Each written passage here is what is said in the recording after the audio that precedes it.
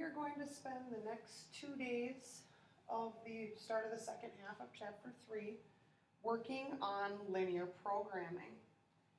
And linear programming sounds really complex, but in reality it's just a process we go through for being able to aid us in real-world applications.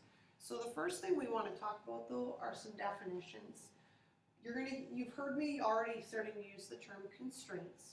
And constraints are simply the inequalities that are in that system on the graph and restrictions given on that word problem. And those constraints, when we graph those inequalities, create that feasible region, which is that area that's shaded in common with all constraints in the problem. And then we can use the information in the problem to create an objective function, which is simply an equation that's given or created, of which the ordered pairs that are vertices of the feasible region are substituted into. That may sound a little complex, but once we get into a problem, it'll make more sense. So, linear programming, what can this be used for? Well, we use it to solve real-world problems that involve things such as maximizing profit or minimizing cost. And this is a process that is actually used to be able to figure this information out for businesses so that way they can make the most money and spend the least amount of money.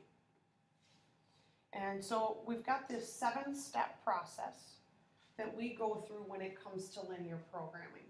Step 1 is going to be to define or assign our variables. You always need to know what X and Y represent.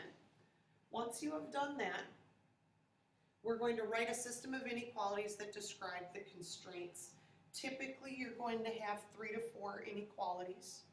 And defining our variables, we can pull out of the problem. The system of inequalities is basically pulling out those keywords to be able to do that. Step 3 is going to then take our system of inequalities and graph them.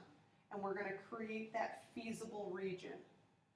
And so we're going to find the corners of the region, which these are going to be your ordered pairs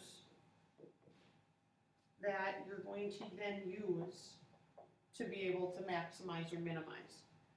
And then we're going to write the equation you want to maximize or minimize based upon the information they give you in the problem, followed by substituting those coordinates from each of those corners into the equation you created in step 5.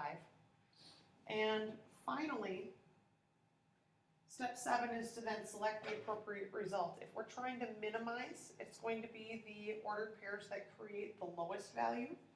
If we're maximizing, we're going to use the ordered pairs that create the highest value.